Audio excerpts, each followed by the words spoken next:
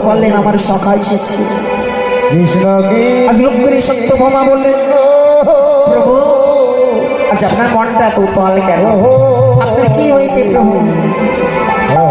রূপগিরি সত্যভামা, আজ আমার এই সখা এসেছে, আমার এই তারকায়, আমার যে পণ্ডিত, আমার সখার ডাক শুনতে পাই, সে শুধুমাত্র আমায় সখা সখা করে ডাকে।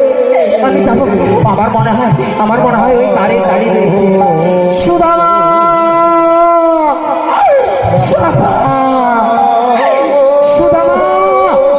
সুদামা, এ কি তোর দশা সুদামা? সুদামা, তোর কি হয়েছে সুদামা? আচ্ছা ভগবান বলছে নাকি তোর তোর মস্তক দিয়ে রক্তের ধারা, এই রক্তের ধারা কেমন করে চলল?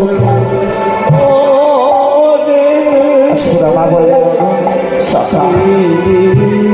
আজ তোমার তারিখ।